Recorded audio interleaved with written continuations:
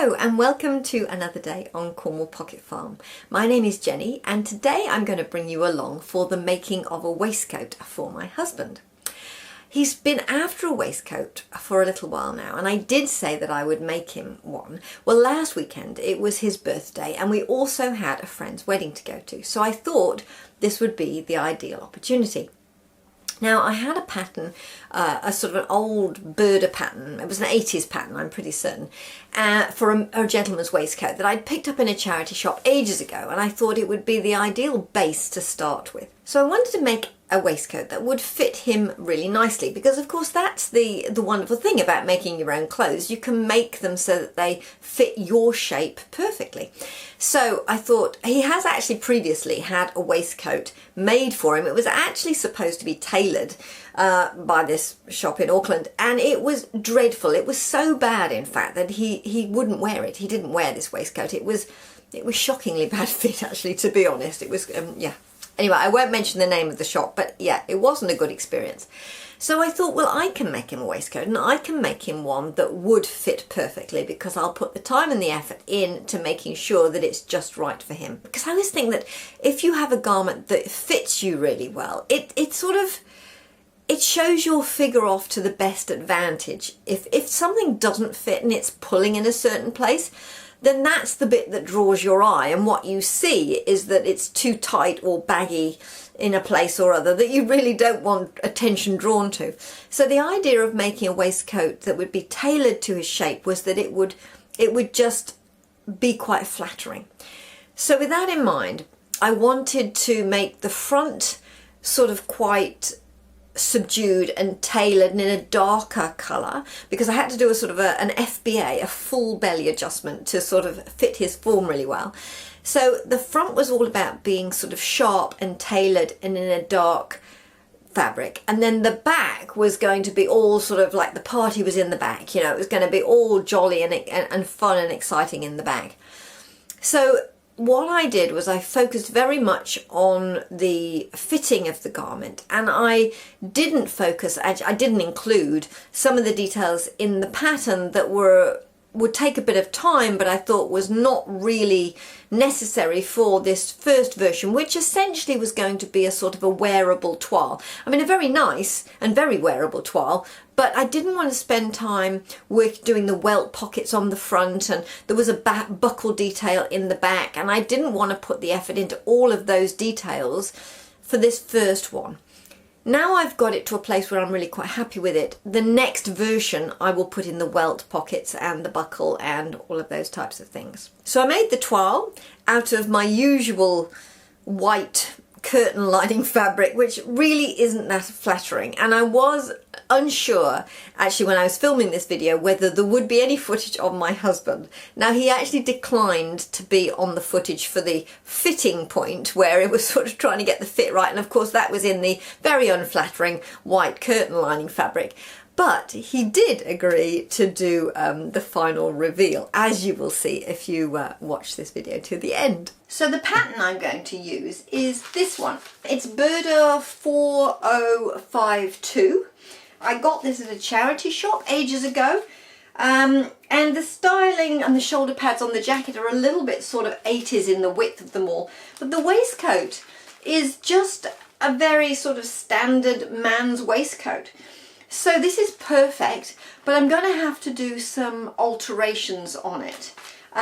Partly because the sizing of the pattern doesn't go up quite large enough for my husband, and also my husband needs an FBA, I think they call it. It's not a full bust adjustment, it's actually a full belly adjustment, in sort of the same way that I need a full bottom adjustment. They're all FBAs, aren't they? So essentially I need to allow a little bit more room around the middle and make the pattern a bit larger. As I say, this is for his birthday, and I'd really like to try and knock it out for this wedding, which is next Saturday. I haven't even got the fabric yet, so basically we've got to go shopping. Well, I should start at the beginning. This is Easter weekend I'm doing this, so we've got the Friday off, which is today, and I'm trying to do a bit of a mock-up, and I have a few other bits and pieces for myself. I'm trying to do a bit of a mock-up for this to get the fit right, because on, well, all garments, but especially this type of man's waistcoat and jacket, those types of things, I think the fit is really, really important on this. So generally my husband has trouble fitting just off the peg sort of clothing, as I do. So I'm hoping to make this waistcoat fit him really nicely. So there's going to be quite a few adjustments to make on the pattern. Tomorrow is Saturday and the shops are open because it's just a normal Saturday, even though it becomes in the Easter weekend. So we're going out into town anyway tomorrow. So we need to find the fabric to make this. It's really only just going to be like 1 meter of the main fabric, which essentially will just be on the front. And then on the back there'll be different fabric, and of course then there's a lining. I'll do my calculations once I've made the pattern. So the first thing, of course, is on these Burda patterns there's a big note to say that there isn't any seam allowance on them. So this is the pattern piece here, and this is going to be perfect because when I draw up the patterns and want to do the alterations of it on it, I actually need to do that without seam allowance. So I'm just going to draw around this, because then I'm going to make it bigger, and then of course I'm going to do this FBA on it as well. So essentially there's just 2 pattern pieces. There's this back that sits on the fold. There are 2 front pieces like this with a little sort of point at the back. And then there are actually on the pattern there is actually like welt pockets either side. I'm not actually going to do the welt pockets this time because I want to, it's sort of a bit of a wearable toile. I want to make it a fun thing for his birthday and to go to this wedding, and I don't, obviously I've only got the week as well. I don't want to sort of really go into a lot of detail. There's going to be the buttons to put on, the buttonholes, which is going to be, you know, enough work. And then I'm going to leave off the welt pockets on this version until I get it right. And also on the back, there is a sort of a tie thing which has a little buckle on it. I'm going to eliminate the buckle. I'll either just put a straight piece on the back, just going into both of the back darts, or I'll put the sort of the ties, but I'll actually just tie it in a knot, something like that. Not really sure at the moment, but I'm not going to go to a buckle and a buckle hole and all that sort of drama. Not on this one. So essentially this is the tie piece at the back, little tiny piece, and then there are these 2 pattern pieces. The lining is exactly the same, and the construction method seems to be quite simple. You're literally just like joining the shoulder seam, and then you sort of stitch the lining and the front together, and then just sort of turn it out through a little hole and hand stitch the hole together, press it, and top stitch around the edges. So not really that much of a construction project, but the work is going to be in trying to get the fit right. So which is what I've done. So far I've taken a whole bunch of measurements off my husband, various parts of him, so that I can try and get it as good as I can on paper and in the toile fabric. And then obviously when I put it on him, I can start to make final adjustments and finally adjust my pattern. Anyway, that's what I'm going to do. So the first job is to draw this out as it is on a piece of paper. So the way I've done it so far is looking at this pattern piece. I've seen what the largest size is on here, and I need to increase it by 2 sizes. So all I've done really is looked at the 2 sizes before, measured that distance and added it on. So I've just sort of mimicked everything that's happening and done a sort of a logical extension. So looked at the distance between 2 sizes down and added that amount to 2 sizes up. And obviously where it's gone narrow, I've measured that distance and added that on. With a series of dots, I've been able to do a sort of grading. That's probably not the way you're supposed to do it, but it's the way that I figured out how to do it, and that seems to have worked. I've also moved the dart over because I noticed that they had 2 different dart positions on this. One dart position was for the slightly smaller sizes on this pattern piece, and one dart size was the slightly bigger. So when I measured it, I realized that what was happening was that the dart was trying to be in the middle of the width. So I just found the middle of the width, the new width, and moved the dart over. Of course, this side is on the seam, so that was easy. So that's all I've done. And for the back, there's no other adjustment, I don't think. Obviously what I'm going to do is make a mock-up, and try that on. So I'm going to have to add seam allowance to my new lines now, and that should be good to go to try the mock-up. The front is a little bit different. I'm going to use exactly the same technique of looking at 2 sizes down and adding that amount onto the outside to get 2 sizes up. And then once I've done that, then I will do an FBA, the full belly adjustment. And that is actually, I'm following a YouTube video, so I'll link the YouTube video, I'll put it in the description below, the one that I found. There are a few on the internet, but this particular one seemed to very clearly explain it. It's just like a full bust adjustment. It's just a very standard sort of way of doing that type of movement. So, but it was interesting to see an actual example of somebody actually doing a full belly adjustment for their husband, and it was interesting to see how it was done. So quite simply, I'm just going to do the same. That example that's linked below is a very good example. There's no point in me repeating it again, but that's essentially what I'm going to do on the front. That's the plan at the moment. We will see how it goes in real life. Okay, I have done my FBA, my full belly adjustment, easing it out here through the front to sort of make the front longer so it can go around the belly, and I've flared it out here as per the video, and I have added my 1 centimetre seam allowance all the way around. So I'm not sure whether we're going to have to add a little bit on the shoulders, because my husband has quite broad shoulders, but I think what we'll do is do a mock-up, cut it out of fabric in a 3-dimensional shape, and then I can pin it on him and see if we need to do that, and then I can adjust it then. So I've done everything that I think I need to do at the moment. Yeah, I think next we need to put it in a mock-up in a very fetching white lining fabric.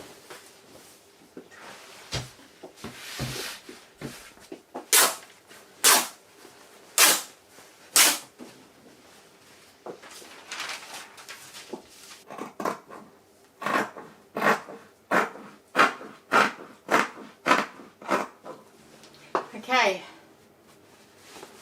we have the back. What I love about mock-ups is that you can actually use marker pen to put in the darts and the dots and things like that that you need. So yeah, there's the back. I need to do the front now, and then we can stitch together and see how it works out. So we've had the first fitting, and I'm really pleased with it. Actually, it's not far off, which is great. We had to take the darts in at the back a bit, and contrary to what I thought, I think the pattern is very 80s. It was really quite wide on the shoulders and sort of chunky up here. So we've actually narrowed it both here and here to come down and be a little less suit waistcoat and a little bit more sort of freestyle, more modern styling. The other thing was the V was very low. We brought that up a bit because it was a little Latin lover, I think, for my husband's taste. But all what? There he is in his tweed cap, looking very un-Latin lovery actually. But yes, not bad at all. I took a little bit in on the sides, to be honest. Quite a bit in on the darts at the back to sort of make it fit nicely there. The FBA worked really, really well. Very pleased with that. And the length and everything looks quite right. So it was just this narrowing of the shoulder and raising of the V, which were the major. Oh, and there was a little gap at the arm side here. There was a little gap that it is the arm side. There was a little gap here. So I've just pinched a piece out there. So I'll just need to adapt the pattern and just take that pinched piece out as well. But yeah, I'm really pleased with the first fitting. So I'm going to make the alterations to the pattern. And I'm pretty confident to go to the final fabric, if we can find some tomorrow. Okay, I'm going to do my adjustments now. So we got the fabric. Yay, very pleased with this. We went into Draper's yesterday in Newmarket, and I'm really pleased with what we found.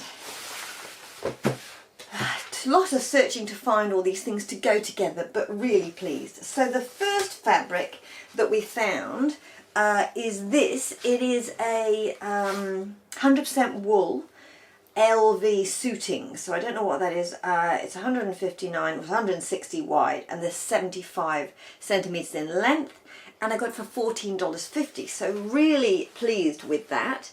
It is, hopefully you can see, it's a really nice sort of dark navy, and then through it, it has black stripes like that. So the idea is that on the front, having a dark fabric and having sort of vertical stripes, if you like, coming down, and then the vertical line of the buttons, and also having that sort of V front, the structure of the waistcoat, that will be a bit more flattering, shall we say, on the front side of my husband.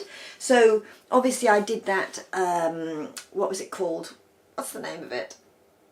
Full belly adjustment, FBA. So I did that FBA on the front so that it was really well tailored, so that it fitted his form and didn't look tight or pulling or whatever. This is quite a lightweight wool, so I think will be suitable for both sort of summer, spring wear through to winter in New Zealand, because it doesn't get very cold. But also with a waistcoat, you really want something that can go under jackets if you want to wear it with a jacket. My husband runs quite hot, so I don't know as he would wear this with a jacket. The idea was that it would be a standalone piece, sort of like a jacket but without sleeves. That's the idea. So we got that for the front, and then in the back, look at this. This I thought was a pretty gorgeous fabric. So the idea is that, as I say, it's going to be sort of fairly subdued and dark on the front, and then in the back, that's where it's all going to be like fun and games. So we found this fabric. This is actually dead stock from making ties. There's no label actually on it now, but there was on the roll. So it's basically, yeah, dead stock tie fabric. So it's got structure. It's not massively thick, but it's got structure, and of course this has just a really lovely sort of gold sheen to it as well. Yeah, really nice, really pleased with it. Hopefully if you can see it close up, it's got the blue sort of in the little squares in the centre of the little flowers, and this lining, I hope it'll pick up on camera, it's got a really nice sort of self stripe through it. It is a perfect match for this front fabric, and again I think it will look nice with that as well. So really pleased with those. Now the other piece we wanted to get, of course, was some buttons, matching thread of course, and these buttons, they're sort of silver, but they're sort of almost like an antique-y silver, and they have a little bit of a sort of a cross hatching on. I'll get a close-up shot with my phone and put that in so you'll be able to see the detail.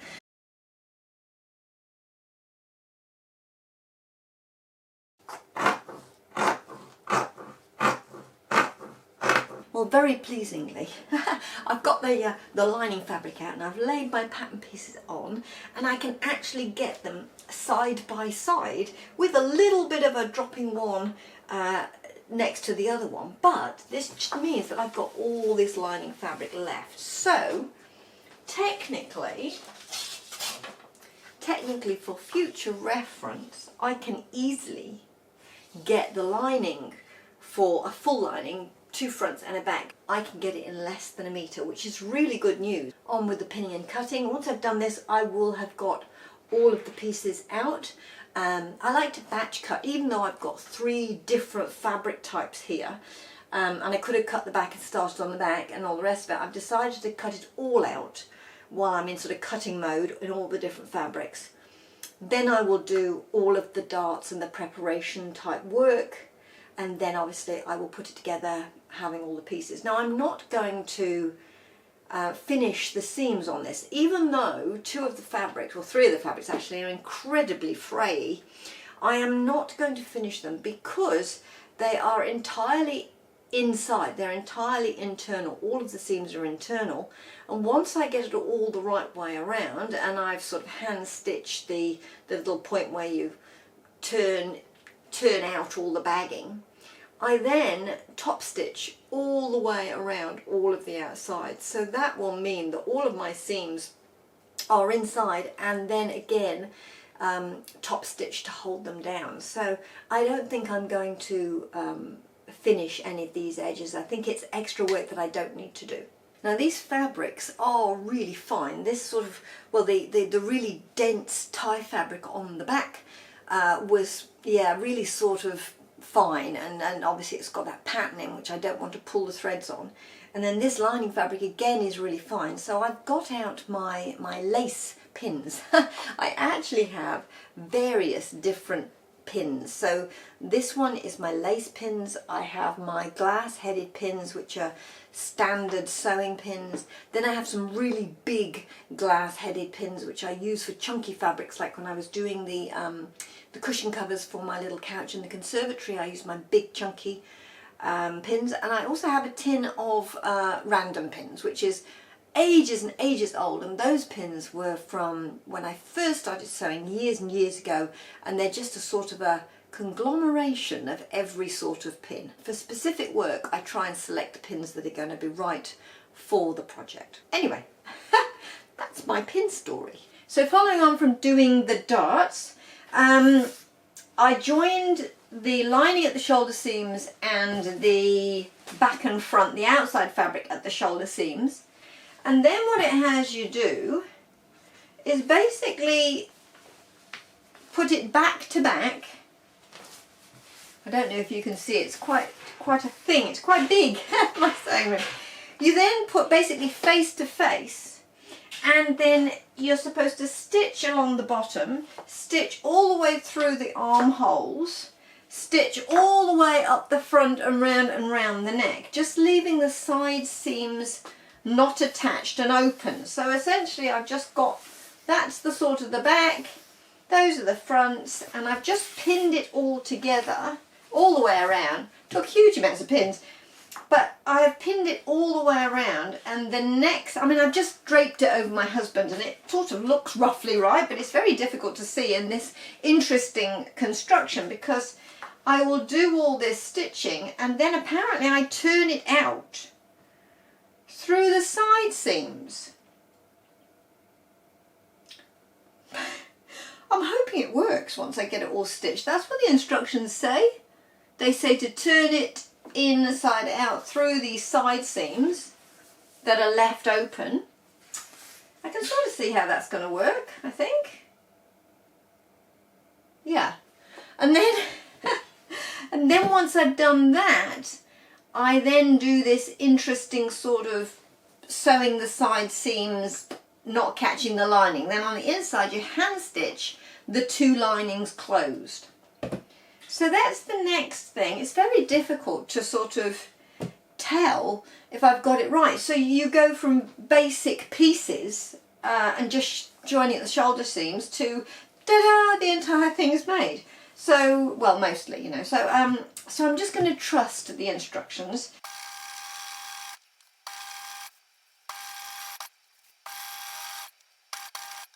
Okay, I've stitched all the way around the outside now, so I'm sort of ready to turn, but I am toying with putting some really light interfacing just along the front here where the buttons are going to go, because it's quite lightweight.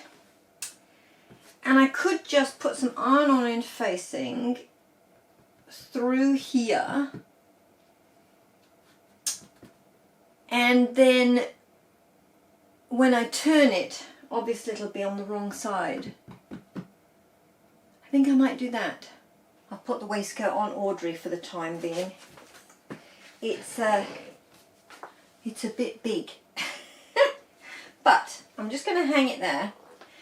There's nothing like that on the pattern. But I'm just wondering what the yarn, I'm not knitting, am I? I'm just wondering what the fabric is that this pattern recommends. It's in very many multiple languages, this, and it also, all the pattern pieces don't have seam allowance on. I do remember in the depths of time remembering that Burda didn't have seam allowance, so maybe they do now. Let me know, I'll be interested to know. Anyway, what does it say?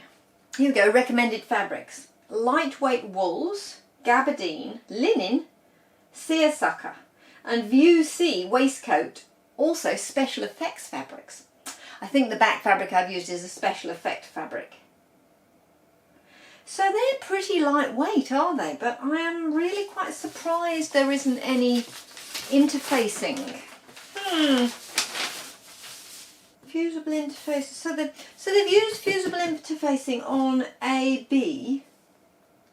I wonder why they haven't put it on the waistcoat as well. That seems strange, doesn't it? How very strange. On a completely different part of the pattern. They have basically said put interfacing over the complete waistcoat.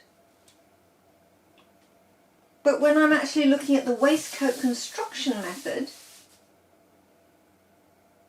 there is no mention of interfacing. How weird is that? There's no pleats, there's no pockets, there's no nothing. It's just a flat piece of fabric on the front. So I think what I might do is actually add interfacing now.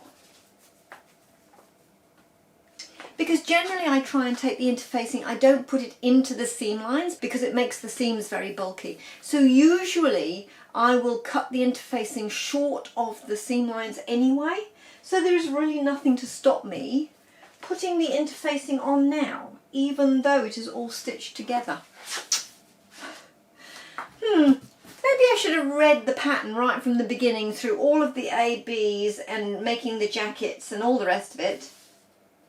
And read all the instructions at the top. But who does that? Do you do that? I don't do that. I generally get the general vibe of the pattern and go with. That's where my error is. Obviously, I couldn't, it's not going to work on this pattern to get the general vibe of the thing. Okay, I'm glad I thought about the interfacing. Hopefully I've got enough lightweight interfacing because that is a very large, two very large pieces of fabric. Okay. I'm going to see what I can find and I'll come back once I've figured out what I'm going to do. Okay, I found this interfacing. It's quite weird. It's sort of got a mesh on the back. It's a non-stretch interfacing. There is enough of it. I'm assuming this is iron-on, but I'm just going to do a test with a little bit on the edge because I'm not sure if it's iron-on. And I probably need to check that first because if it's not iron-on, then that is again probably going to create the odd problem. Right, let's hope this sticks on. If it doesn't stick on, then I've got a different, aha! That is definitely stuck on and it is the white side down. Okay, brilliant. I do have enough of this. It's weird. It's slightly furry on one side and then it's got this mesh on the other side. I think actually that will be just the job. It's not an interfacing that I use very much. I generally use just a plain simple cotton interface. But I must have had this from a previous project for something. I can't really remember what. Or maybe I was looking for some other interfacing and this was all they had. That's probably more likely. But I think that will work a treat to stiffen up this front, and it's iron-on. So I'm going to cut out the pieces and then trim off 1 centimetre all the way around, place it on here and iron it on. That's the next job. Okay, now I've got the interesting problem of trying to iron this on my ironing board. I usually do all the interfacing on my ironing board, but the pieces are quite large, so I'm not quite sure how to do that. I might pin it on and then obviously press it in sections. I think that's the only way to do it. Or I could, you know, I think that's the only way to do it. Again, if you have any ideas, if you've interfaced large pieces of fabric, do let me know what's the best way to do this, because obviously it'll be too late when I get the comments, but quite interesting because I'm just going to, I've got to try and figure this out, but maybe there is a technique. Let's hope this works. So the next thing I need to do, of course, is trim and clip the edges, because some of these are going to sort of bunch up. So where I've got points and things like this, I shall need to just trim those edges before I turn it through, clip the curves around the neck, that type of thing. Okay, moment of truth. I'm not even quite sure how, to be honest. Maybe that side comes out of here. I could end up just with one big knot at the end of this, couldn't I? Does it all come out of one hole? Maybe I just keep pulling and see what happens. Okay, we have two fronts. Whoop whoop. We have a front and a back with ties. Yay! So I'm just going to push all these corners out, give it a really good press, and then the next thing to do is these pesky side seams, which I'll have to look at the instructions again for, I think. But the first thing, I think, maybe you don't press it next. Tell you what, I'll read the instructions. Good point, isn't it? I'll read the instructions and then maybe do a press, or maybe I'm doing the side seams next. I'll bring you back and let you know. I'm very low on camera battery, so I may not be able to fill this, but basically I'm just sewing down the side seams. It's a little tricky and sort of inside, but yeah, that's all I'm doing now. After that we're top stitching, we're pressing and top stitching. Okay, so it's another day now. My battery did fail. I managed to just finish doing those side seams, and then I tried it on my husband. It's always very tricky, I find, when you're trying clothes on other people, because does anybody else find that people breathe in when they're having clothes fitted on them? And I'm like, just relax, be yourself, be normal. And he's like, And then I can't tell if this fits or not, but I think I'm going to take it in just a little bit more on the side seams.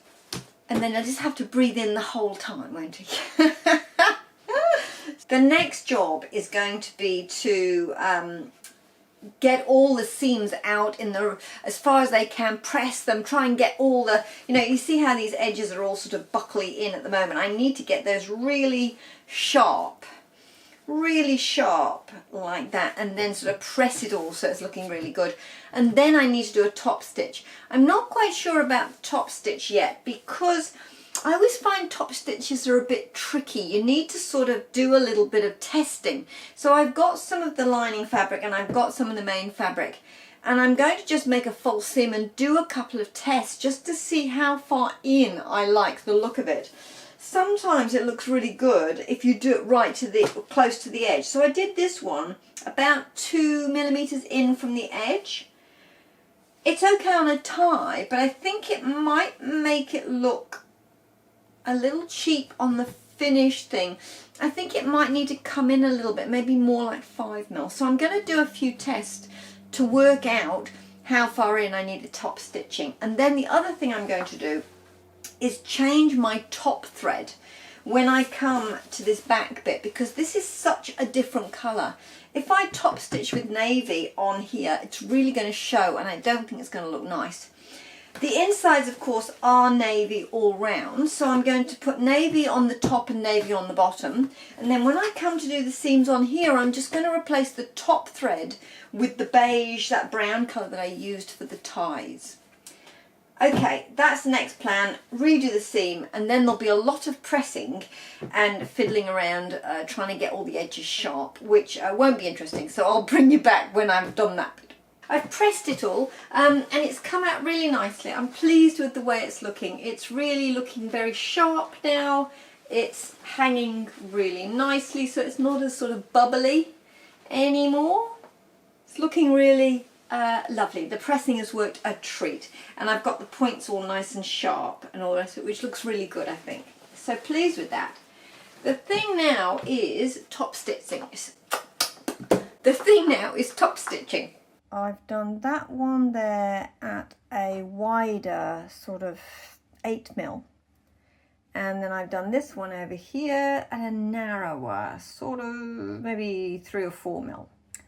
And I think I prefer the wider one. I've done the top stitching on 1/2 of the front. I think it looks a bit cheap. I much prefer it without the top stitching. I'm going to leave it here, one side done, one side not. See what the husband thinks. The decision was made last night. I showed my husband and he thought the same as me, that the top stitching looked really made it look a bit cheap and sort of ruined the line a little bit. It also made this point at the front stick out a bit, which I didn't like, because as I said earlier in the video, this actually isn't that, it's a really lightweight wool, and even with the interfacing and the lining, it's not a particularly heavy garment, so it just didn't work. So taking it out, and luckily I'd done it on a wider stitch length of 3 on my machine, so it was pretty simple to take out actually, just unpick it very carefully. So that's sort of it really, apart from the buttonholes, the dreaded buttonholes. I hate buttonholes, but I do have a handy dandy new machine. I'll show you. I got one of these when we were in France. I saw it in a sewing shop, and I've never seen this anywhere in New Zealand, but I'd seen them on YouTube because I've seen other people using them. I thought, oh, that looks really cool. So this is my first time at using my special button gauge, so I'm really quite looking forward to that. I don't know what it is, but whenever I try and work out the button spacing on knitwear or any sewing that I've done, I get it wrong. Like at least 3 times I get it wrong before I figure it out. It's something to do with having, like, the number of spaces obviously is different than the number of buttons, and I get very confused. And I generally do it about 3 times before I get it right. But with this, there will be no mistakes, because I don't need to measure the distance and then work out the maths and all the rest of it. Literally just opens up like that, put it down where I want the buttons, and mark off all the intermediaries. I have to work up to buttonholes. They're I find them scary. I don't know why. I've done lots and lots of buttonholes in my time. This isn't a particularly, I say that now, I've touched some wood. Where's some wood? This shouldn't be a particularly difficult garment to do buttonholes on, because it's really nice and flat. It's got interfacing inside. The ones that I find are difficult is one when you have seams in the way, or the fabric's really dense and it's sort of lumpy at the edge. But this is really flat and beautiful and very nice. So hopefully the buttonholes will be easy to do, but we will see. I just have to record how satisfying this is.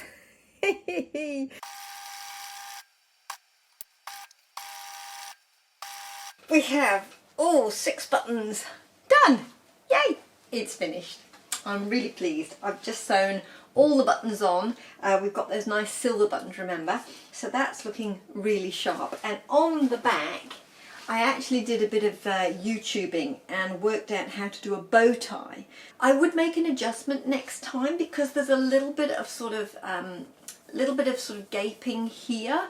I really don't know how to fix that. If it was a lady's garment, I'd essentially sort of put something into a bust dart, but on a gentleman, I'm not quite sure how one deals with that sort of thing, so I'll need to do more investigation. Fingers crossed you'll get a full reveal. I've been in discussions with the man himself. Slim chance. But if there is a reveal, then it'll be after this, so stay tuned. What I'm actually going to do is just show you a little bit of footage close up of the final garment, just in case he pikes at the last minute. Oh, pike, by the way, is, I think it's a New Zealand term, could be, or a British term, which means that sort of like at the last minute says no, he won't do it. Pikes. Anyway, let me take this footage and you can see it closer up.